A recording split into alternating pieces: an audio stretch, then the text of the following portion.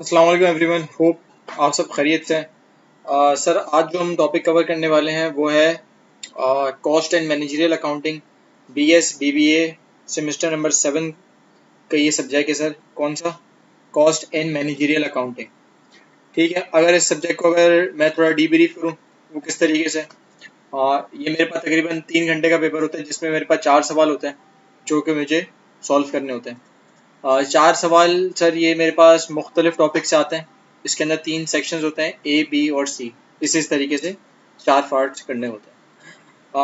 इस टॉपिक के sir related अगर मैं आपको फर्दर और ब्रीफ करूं, इस कोर्स का ऑब्जेक्टिव क्या है मेरे पास 7th सेमेस्टर में पढ़ने के। सर, इस कोर्स का मेरे पास सबसे मेन ऑब्जेक्टिव क्या है? The course give a fundamental element किस चीज़ की सर? Of production. प्रोडक्शन में हेल्प करता है सर। और मेरे पास किस चीज़ में? कॉस्ट के अंदर हेल्प करता है, प्रोडक्शन के अंदर, आपकी कॉस्ट मेंटेनेंस के अंदर। ये सब्जेक्ट आपको हेल्प करता है सर आपकी बजटिंग के अंदर, आपकी प्लानिंग के अंदर। आप जो एनुअल बजट्स, क्वार्टरली बजट्स, जो फोरकास्ट बना रहे हो, 5-5 साल की कंपनी जो बजट बनाती है सर, उसके अंदर हेल्प करता है। सेकेंडली सर, फर्दर उसके बाद क्या है sir? Procedures for job order costing, process costing, standard costing. Sir, आपकी हर किस्म की costing, job, cost per job, cost per process, cost per unit, आपका जो जो चीज़ों में आपकी कॉस्ट पर मैं मेजर करूं, पर किस चीज़ के ऊपर सर आपकी एक जॉब कितनी कॉस्ट इंकर कर रही है, सर आपका एक प्रोसेस कितनी कॉस्ट इंकर कर रहा है, उस सबको मेजर करने के लिए। It enable the students to acquire skills. Sir, ये एनेबल करता है स्टूडेंट्स को कि वो एक्वायर करें skills necessary to interpret and analyse the accounting data. Sir, ये बोलता है कि स्टूडेंट्स जो हैं वो क्या करें सर? इस डेटा को देखें एक दफ़ा, उसके बाद इंटरप्रेट करें और एनालाइज करें क्या क्या क्या अकाउंटिंग डेटा के साथ किया जा सकता है। सर, मेरे पास एक सिंपल अकाउंटिंग डेटा मिलता है, अकाउंटिंग डेटा। अब स्टूडेंट सर इस अकाउंटिंग डेटा के साथ क्या कर सकते हैं सर? उसका डेटा एनालिसिस कर सकते हैं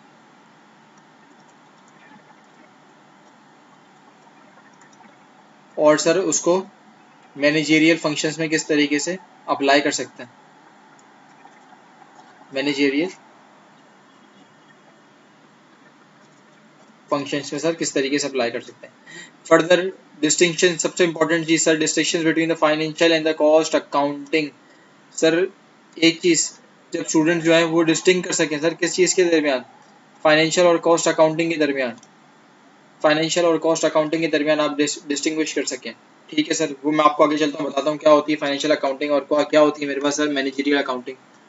अगर इस कोर्स से रिलेटेड रिलेटेड सर मैं इस कोर्स के कंटेंट की बात करूं तो मेरे पास ऑल टुगेदर सर, मेरे पास इस कोर्स में तकरीबन 12 चैप्टर्स आते हैं। 12 चैप्टर से रिलेटेड सर, एक जो मेरे पास एक नॉर्मल चैप्टर है, जैसे कि सर मेरे पास मैनेजमेंट के कॉन्सेप्ट से रिलेटेड। अब मैनेजमेंट का कॉन्सेप्ट क्या, अगर मैं आपको डीब्रीफ करूं मैनेजमेंट के कॉन्सेप्ट क्या, मैनेजमेंट के क्या कॉन्सेप्ट, द इसका 1.1 the management concept, participation in controlling and planning, the cost department and the role in the cost accounting. Simply sir, अगर मैं आपको इसको डीब्रीफ करूं तो मेरे पास, अगर मैं आपसे पूछूं कि मेरे पास मैनेजमेंट अकाउंटिंग क्या होती है, मेरे पास सर मैनेजमेंट अकाउंटिंग क्या होती है, कौन बताएगा?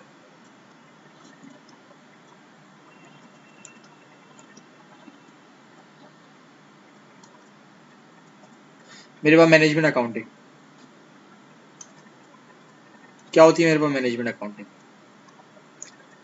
सर अकाउंटिंग, सही सही बता रहे हैं हम, क्या है अकाउंटिंग? अकाउंटिंग कौन सी अकाउंटिंग सर? जो यूज होती है, यूज करते हैं क्या? मैनेजर्स, मैनेजर क्या चीज़ सर? वो अकाउंटिंग जो यूज़ करते हैं मेरे पास मैनेजर, किस चीज़ के मैनेजर सर? कंपनी के मैनेजर। कंपनी के मैनेजर से जो अकाउंटिंग मेरे पास इस्तेमाल कर सकते हैं उसको कहते हैं मैनेजरियल अकाउंटिंग। अब मैनेजर मेरे पास जो अकाउंटिंग कौन कौन सी कर सकते हैं सर? मैनेजर्स का काम किया है वैसे वो अकाउंटिंग सर, आसान जबान में अगर आपसे मैं कहूँ, वो अकाउंटिंग मेरे पास मैनेजरियल अकाउंटिंग सर वो अकाउंट होती है जो कि यूज़ होते हैं, जो कि यूज़ होते हैं कि कौन यूज़ करता है sir? Use by company internally.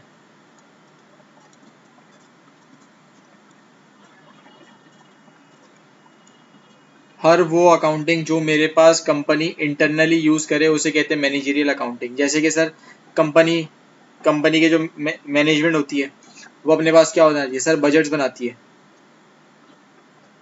क्यों बजट्स बनाती है? अपने इंटरनली सर प्रोग्रेस चेक करने के लिए, अपने क्वार्टरली बजट्स बनाती है सर, अपनी फाइनेंशियल बजट्स बनाती है सर। उसने बजट बनाती है कितनी सेल्स कंपनी ने करनी है सर, बजट बनाती है कि कितनी रेवेन्यू कंपनी ने अर्न करना है, कितना रेवेन्यू अर्न करना है। बजट बनाती है सर कितनी उसने टोटल कॉस्ट इंकर करनी है।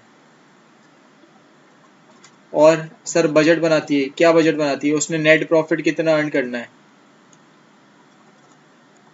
और सर मेरे पास बजट बनाती है, किस चीज़ से रिलेटेड बजट बनाती है कंपनी। सर अगर मैं आपको से आसान जबान में अल्फाज करूँ, मेरे पास दो किस्म की अकाउंटिंग होती है।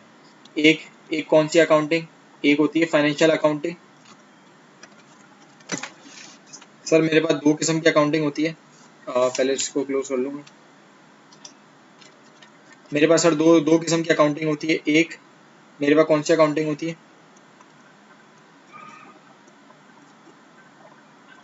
एक मेरे पास फाइनेंशियल अकाउंटिंग होती है और दूसरी मेरे पास कौन सी होती है, मैनेजेरियल अकाउंटिंग होती है।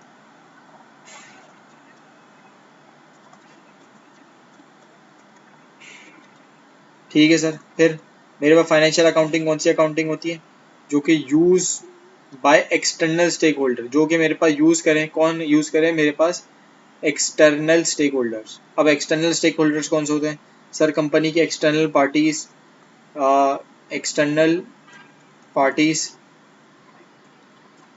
और कंपनी के फाइनेंशियल यूज़र, शेयर होल्डर।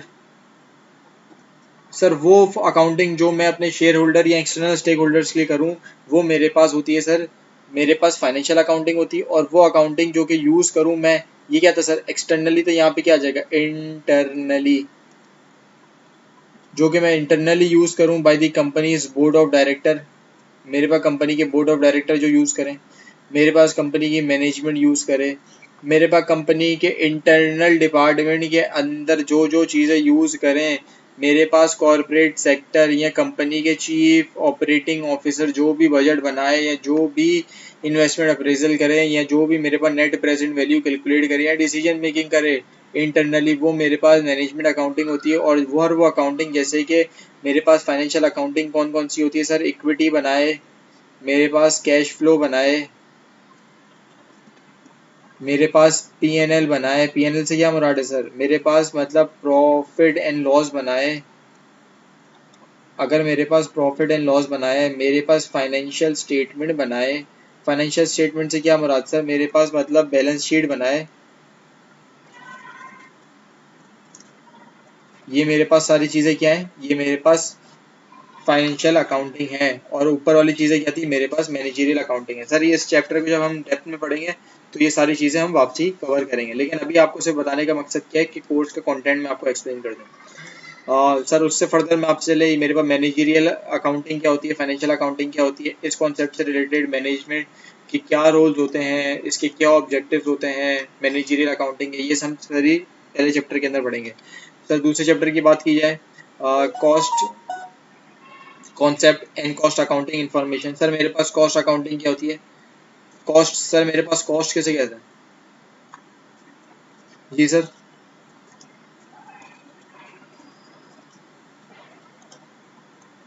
तो सर मैं यहाँ से थोड़ा क्लियर कर दूँ।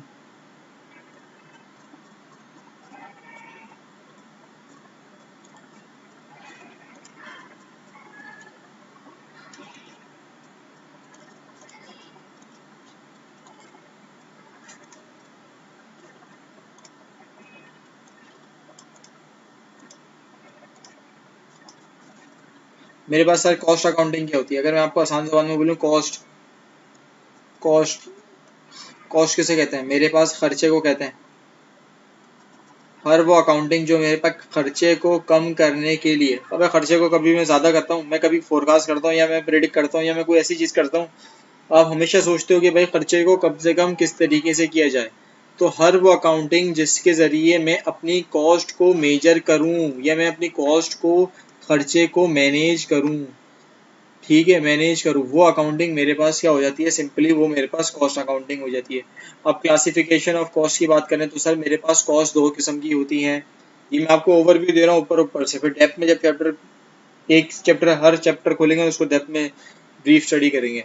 सर पहले मेरे पास कॉस्ट कितने किस्म की होती है, सर मेरे पास दो किस्म की कॉस्ट होती है। कौन सी कॉस्ट सर? एक मेरे पास होती है क्या चीज़, वेरिएबल कॉस्ट, और सर मेरे पास दूसरी क्या होती है, सर मेरे पास होती है दूसरी फिक्स कॉस्ट। ठीक है, एक मेरे पास होती है वेरिएबल कॉस्ट और दूसरी मेरे पास होती है फिक्स कॉस्ट। अब मेरे पास अगर मैं आपको बताऊं कि मेरे पास वेरिएबल कॉस्ट कौन सी होती है, सर मेरे पास वेरिएबल कॉस्ट वो कॉस्ट होती है जो कि कंपनी के प्रोडक्ट के साथ बढ़ते जाए। मतलब मेरे अगर प्रोडक्ट की प्रोडक्शन ज़्यादा होते रहे तो मेरे पास वेरिएबल कॉस्ट बढ़ते जाएगी।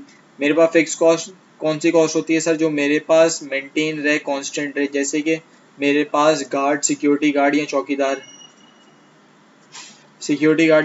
की फिक्स कॉस्ट क्या होगी सर, मेरे पास फिक्स कॉस्ट सेम ही रहेगी। अगर मेरे पास कंपनी या फैक्ट्री के अंदर कोई यूनिट प्रोड्यूस करूँ या नहीं करूँ, मेरे पास फिक्स कॉस्ट एक ही रहेगी। अब जो सर मेरे पास कॉस्ट एक ही रहेगी चाहे मैं फैक्ट्री के अंदर कुछ यूनिट प्रोड्यूस करूँ या ना करूँ, वो मुझे कहते हैं फिक्स कॉस्ट। अब मिसाल के तौर पे सर अगर मैंने जगह ली हुई है रेंट पे, अब मैं उस घर में कोई प्रोडक्टिव चीज करूँ या ना करूँ, या मैं घर पे ताला लगा के बैठ गया हूँ या मैं फैक्ट्री पे ताला लगा के बैठ गया हूँ, जो मैंने रेंट पे ली हो वो उसका मुझे रेंट तो देना ही देना है ना लाजमी। अब जब वो चीज़ जो मैंने देनी ही है लाजमी, वो मेरे पास क्या हो जाती है सर, मेरे पास फिक्स कॉस्ट। अब जैसे मिसाल के तौर पे एक कंपनी है, अब वो कंपनी चाहे प्रॉफिट में जाए या नुकसान में जाए, अब उसने मुलाजमों की तनख्वाह देनी ही देनी है। अब वो जो तनख्वाह चाहे मुलाजिम काम करें नहीं करें, कंपनी प्रॉफिट में जाए या नहीं जाए, वो तनख्वाह जो मैंने देनी ही देनी है वो मेरे पास हो जाती है फिक्स कॉस्ट। ठीक हो गया सर। जॉब ऑर्डर, दूसरा उसके बाद टॉपिक क्या आता है सर, मेरे पास होता है जॉब ऑर्डर कॉस्टिंग। अब जॉब ऑर्डर कॉस्टिंग में आपको इससे पहले ऊपर भी बता चुका हूँ जॉब ऑर्डर कॉस्टिंग क्या होती है। सर मेरे पास कॉस्ट पर जॉब, एक बंदा काम कर रहा है या एक मैं चीज़ प्रोसेस कर रहा हूँ, उसके पीछे की जो कॉस्ट लगती है उसे कहते हैं जॉब ऑर्डर कॉस्ट। इसको ब्रीफ पढ़ेंगे, ये बहुत डिटेल टॉपिक है, इंपॉर्टेंट टॉपिक है, इसको आगे कवर करना है। दूसरा मेरे पास एक होता है average and FIFO costing. Sir average and FIFO costing ये आपने भी पहले पढ़ा होगा। एवरेज एंड फीफो कॉस्टिंग क्या होता है सर, मेरे पास दो किस्म के इन्वेंट्री मेजरमेंट, इन्वेंट्री जब मैं मैनेज करता हूँ ना सर, जब भी मैं अपनी इन्वेंट्री मैनेज करता हूँ दो के तरीके से करता हूँ। एक क्या, फीफो। फीफो क्या होता है सर, मेरे पास फर्स्ट इन फर्स्ट आउट, और दूसरा वेटेड एवरेज मेथड।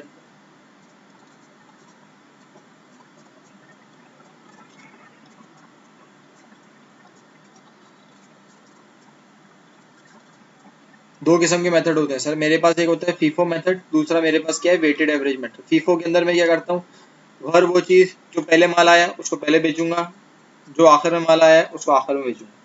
जो पहले मेरे पास माल आया, पुराना माल पुराने रेटों में, उसको पुराने रेटों में आगे बेचूंगा। जो नया माल मेरे पास अभी आया है नए रेटों के साथ, उसको मैं नए रेटों के हिसाब से आगे बेचूंगा। वेटेड एवरेज क्या कहते हैं, नहीं सर आपके पास 10 यूनिट है, 10 के 10 यूनिट, अगर वैसे हाल के तौर पे मैंने एक यूनिट परचेज किया था 2 रुपए का, फिर मैंने फर्दर यूनिट परचेज किए कितने, 3 यूनिट परचेज की, टोटल मेरे पास यूनिट होगा 5 रुपए। अब मिसाल के तौर पे पहले मैं 2 रुपए का यूनिट, पहले जो 2 यूनिट प्रोड्यूस किए थे वो 1 रुपए का किया था। अब जो 3 यूनिट मैं खरीद रहा हूँ मार्केट से, मुझे तकरीबन 2 रुपए के मिल रहे हैं। अब 2 1 3 2 6, टोटल मेरे पास क्या होगा, 6 + 2 8।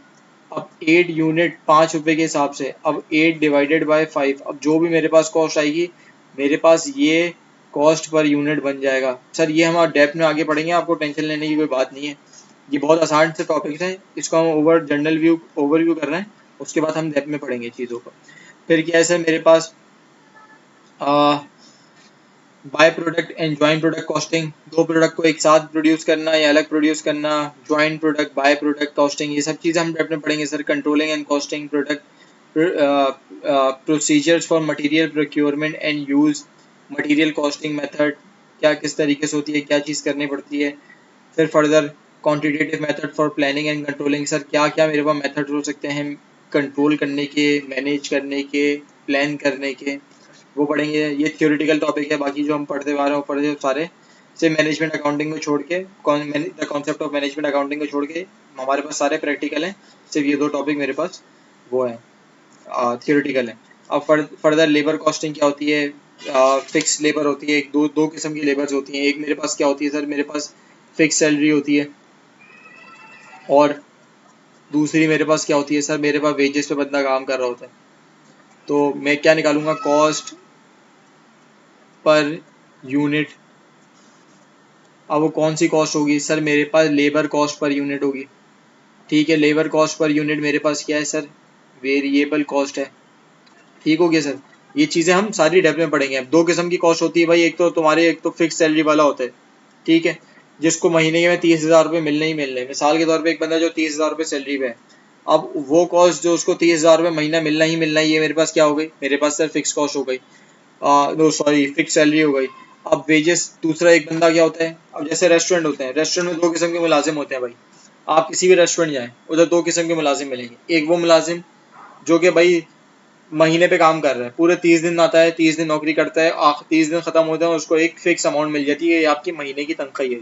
दूसरे आपको कौन से नजर आते हैं रेस्टोरेंट में बंदे काम करते हुए, दूसरे आपको नजर आते हैं लेबर। लेबर, अब लेबर जो दूसरी लेबर काम कर रही होती है, वेटर्स वगैरह, वो मेजोरिटी आपको नजर आते हैं किस काम पे कर रहे होते हैं, वेजेस पे काम कर रहे होते हैं। भाई सैटरडे संडे है, होटल के अंदर भाई स्टाफ ज्यादा चाहिए, मुझे ज्यादा वेटर चाहिए, तो मैं बाहर से दिहाड़ी पे बंदे उठा लेता हूँ। भाई मैं तुम्हें 500 रुपये दूंगा एक दिन के, काम करोगे मेरे पास होटल में, तो मेरे पास वो कॉस्ट जो मेरे पास एक दिहाड़ी पे बंदे काम कर रहे हैं उसे कहते हैं वेजेस। अब मेरे पास वेजेस पे भी बंदे काम कर रहे होते हैं, मेरे पास फिक्स सैलरी पे भी काम कर रहे होते हैं। सर ये मैं लेबर कॉस्टिंग के अंदर आपको सब्जेक्ट पर टॉपिक पढ़ाऊंगा। ठीक हो गया। उसके बाद फर्दर चलें, फैक्ट्री ओवरहेड। अब मेरे पास एनालिसिस क्या होता है, मेरे पास फैक्ट्री ओवरहेड क्या होता है। मेरे पास दो किस्म के ओवरहेड होते हैं सर, फैक्ट्री ओवरहेड वेरिएबल भी होते हैं, फिक्स ओवरहेड भी होते हैं। ठीक हो गया। और कैलकुलेशन ऑफ फैक्ट्री ओवरहेड है, actually factory overhead applied and variances, variance analysis भी करेंगे सर इसके अंदर हम। सेंसिटिविटी एनालिसिस भी करेंगे कि भाई कितना डिफरेंस आ रहा है। उसके बाद standard costing, standard and analysation variance हो गए सर। ठीक है, स्टैंडर्ड कॉस्टिंग डिटरमाइन स्टैंडर्ड को इनकॉर्पोरेटेड इनटू अकाउंटिंग। ठीक हो गया सर, मेरे पास कॉस्ट वेरिएंस। ठीक है सर, ये सारे टॉपिक पढ़ेंगे, ये हम आपको डीब्रीफ दिया है ऊपर से। अब एक एक टॉपिक को हम नेक्स्ट वीडियो के अंदर डिटेल में कवर करेंगे, और हम इस तरीके से बेसिस से बना के चलेंगे। मैं अज्यूम कर रहा हूँ कि आप लोगों को अभी तक कुछ भी नहीं पढ़ा, ना आपने बीकॉम इंटर किसी में आपने कॉस्ट अकाउंटिंग नहीं पढ़ी, अभी आपको बेसिक से कॉस्ट अकाउंटिंग स्टार्ट कराएंगे। ठीक होगी सर, ओके, थैंक यू।